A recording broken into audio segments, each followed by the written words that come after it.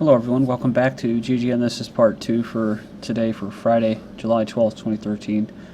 Ready to go here, cover some of the, quote, what I believe would be an engineered revolution in the U.S., cover some police state news, and some economy at the end.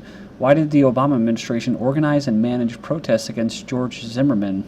So it says, is the Obama regime at least partially responsible for turning the George Zimmerman trial into such a huge national spectacle, as the Judicial Watch has obtained documents which prove that the Community Relations Service, a division of the Department of Justice, was sent to Sanford, Florida in late March 2012 to help organize and manage rallies and protests against George Zimmerman. Said it included a bit of money, quite a bit of money, arranging meetings between the NAACP and local leaders, providing police escorts for protesters. Says this case should have never been hyped up like this, and that's what it was. They were sowing seeds of hate and discontent, a while back, because they knew what was going to happen, or possibly what. See, that you don't know what's going to happen because you don't know what people are going to do, right? They're controlling, or at least they're managing the masses, and so you never know what's going to happen. Instead of being encouraged to look at each other as individuals and fellow American citizens, our politicians and the media continue to hype racial division and strife. Twitter flooded with new wave of riot threats. Trayvon Martin supporters take to the social network in greater numbers than ever before to promise unrest if Zimmerman is acquitted. So, as the jury retires to consider its verdict, threats to stage riots, looting, and racial violence if Zimmerman is acquitted continue to flood Twitter in great numbers. So it says here, even despite efforts by authorities to discourage unrest. So you can go in there and check it out. It's got all these different tweets, and they're all pretty relevant. They're all like within the last day or today. Police readying First Amendment zones to quell possible Zimmerman backlash from the 12th. Unsure of how the public will react following the verdict of George Zimmerman murder trial, local leaders and police are working closely to establish designated areas where people can gather peacefully. It says 2 First Amendment zones will be ready to go whenever the decision comes down from the jury in Sanford. So, it says here, gun owners brand American Rifle and Pistol Association a false flag operation. Never even heard of this group, but when the American Rifle and Pistol Association launched July 4th, it hoped to attract gun owners across the political spectrum who were looking for a sane alternative to the NRA. Again, they're the same thing. So far, that effort doesn't appear to be going well. On various gun forums, blogs, the reception has been anything but friendly, and instead of being depicted as the new and improved NRA, their group has been described alternatively as a false flag group or astroturf phonies and frauds. So to these gun owners, this American Rifle Association is a sheep in wolf's clothing, or more specifically, a Democrat gun control group parading as a right-wing and pro-gun organization. Also, you got to remember, a lot of these people, they don't just donate money to the group NRA. I'm sure their names are all on lists, so it's just another way of doing that, I guess. Also, like I've mentioned before, the NRA, or a group like an NRA, they're not really there to protect gun rights. They're just there to protect the gun manufacturers' profits. So, Tea Party Republicans flocking to appear Monday at White Nationalist Connected March. Just like, ooh, Republicans, white nationalists. But then you go in the article, and it says here that these Republicans or representatives, I believe, it says here they're all planning to appear at an anti-immigration reform rally held by a group with close connections to white nationalist movement. According to Right Wing Watch, the Black American Leadership Association is not the grassroots organization it purports to be, but rather a long-standing cabal of anti-immigration activists who have deep connections to the white nationalist John Tatton, a man the Southern Poverty Law Center calls the racist architect of the modern anti-immigrant movement. This is coming from Raw Story, just so it's more left-leaning. Tea Party leaders wrote Cottle have been downright giddy at having a group of activists of color on hand to point to when the critics call out the recent anti-immigration reform push by conservatives as part of racial animus. So you have to think, why would they be doing this? Because they're uniting as for a common cause. I mean, there's like the abortion. You had a lot of the black community that were staunchly against it, and as far as immigration, it doesn't necessarily have to be a white thing. It can be in any American thing. I have one viewer that's a Dominican, and he's not for open borders. So I mean, either you're for open borders or you're not.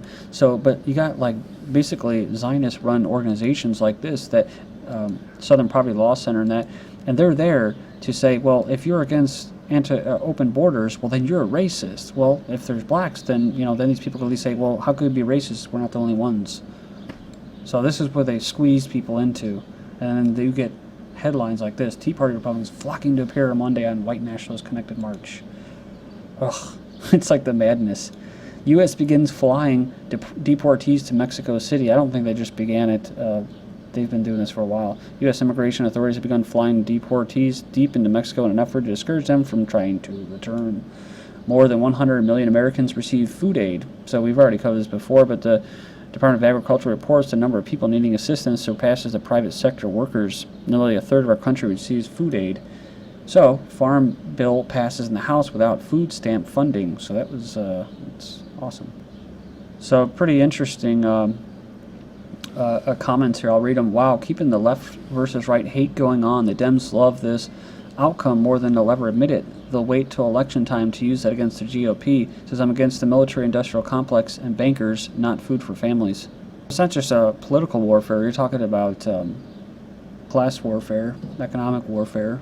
Obama commits to signing UN arms treaty while Congress is at summer recess, which would basically regulate the international sale and transfer of all conventional weapons throughout the world.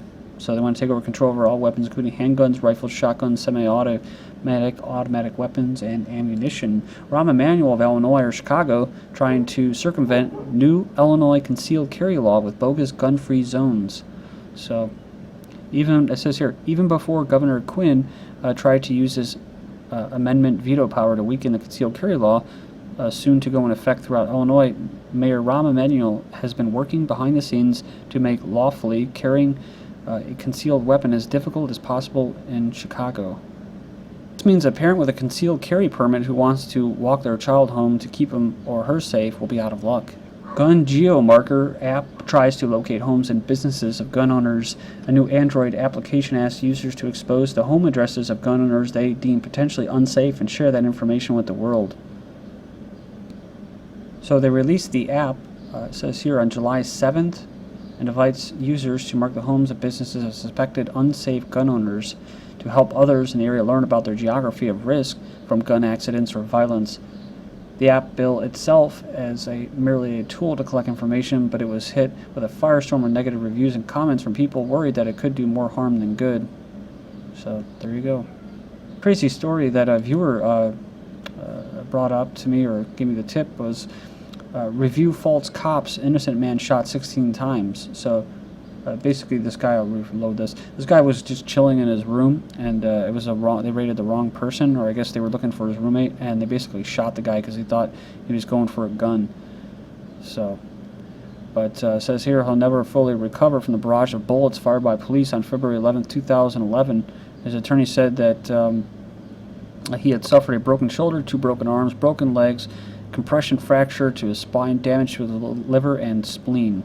So it wasn't the guy that police were after in King County, Washington. I thought he was reaching for his gun. Still though, I mean, 20 bullets they fired. They hit him 16 times. So, it could just be that these cops realized that they made a mistake, and when they fired a few shots, they figured they'd just try to kill the poor bastard. Police shoot firefighter in parking lot after mistaking wallet for gun. Cops gunned down an unarmed firefighter after he mistook his wallet for a gun. The police claim he exited his car and was holding what turned out to be his wallet in a combat position.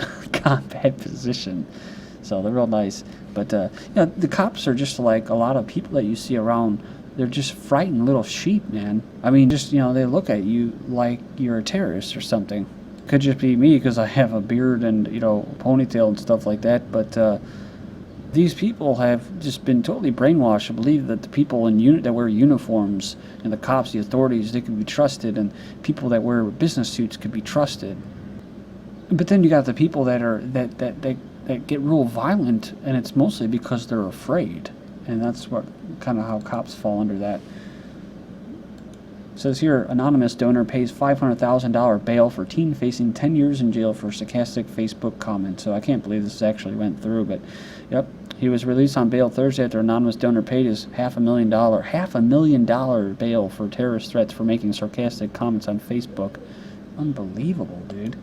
Then you have update, DHS at international checkpoint breaks driver's windows and seizes all his stuff and doesn't charge him with anything. So, land of the free, right?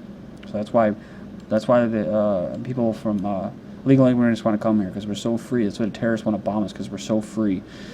Speaking of which, we have a Venezuelan bicyclist flees country after Oregon police force basically a catheter. They were trying to force him to give pee. You can go down there, and it's a lot of details, but it's just a horrible story.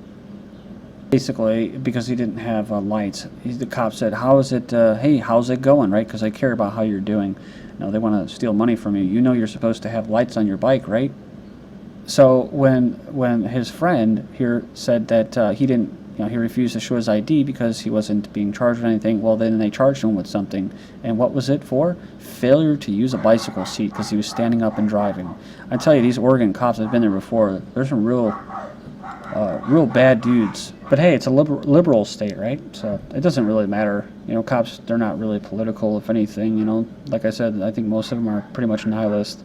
Museum rejects disabled girl because her wheelchair would get the carpets dirty. So it kind of reminds you of that Seinfeld episode of whenever you come in, make sure you wipe your wheels. So 11-year-old girl suffering from brain dysfunction that has left her physically disabled was denied entrance to the Georgia Museum because her wheelchair would get the carpets dirty. Custody denied to Nazi naming dad. So came down, judges denied custody to the father who came to court in a Nazi uniform to get back his youngest child. So the New Jersey Division of Youth and Family Services said they took the boy because of previous violence in the home. An anonymous abuse claim was also made to local police. The couple said they never abused their children and argued that they were being targeted for the names that they chose to choose their kids. So officials denied that to be the case. All this came out when they got that cake with his name on it, and that's when they called. So Twitter hands over data in French anti-Semitism case. Twitter said Friday it handed over data to French authorities to help identify the authors of anti-Semitic tweets following a complaint from a Jewish students group. So you just see the double standards. I mean, what if someone named their kid Lenin or Stalin or something like that? You think their kids would be abducted? No. What if some people, some I am Trayvon people, started saying, "Let's kill Whitey"? You think? I mean, do you think something would happen? I don't know. Maybe if it was against authorities, but. So it was a complaint from the Francis Union of Jewish Students that did it.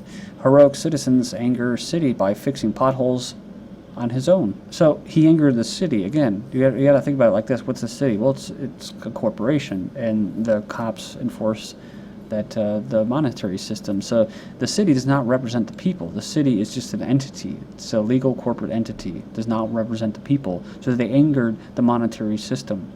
That's what he did. 101 potholes. It says here that police are investigating him after he took asphalt from Jackson, Mississippi, and used it to cover potholes.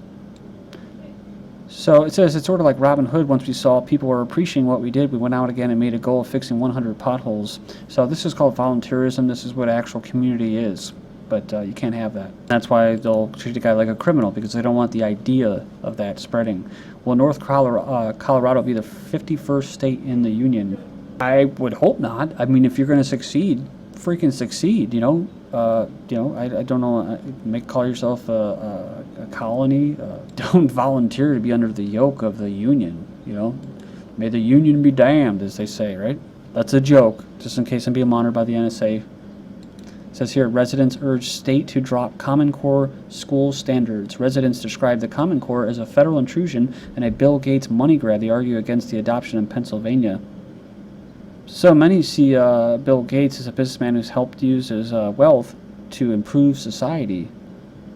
So, yeah, some see him as basically a shark swimming in Pennsylvania's educational waters in search of his next meal ticket, the future, the children. Residents say Common Core is something that is really dangerous, so the Department of Education said the residents are misinformed. It's always they're misinformed about the state's role in developing its version of Common Core standard. But we know that they're behind it. The ambitions of Bill and Melinda Gates controlling population and public education. Hey, Warren Buffett makes $2 billion donation to the Gates Foundation. Federal Reserve Bank presidents here are discussing economic outlook in Wyoming. Someone snapped this picture outside the venue of the bankers. Yeah, it's nice, isn't it?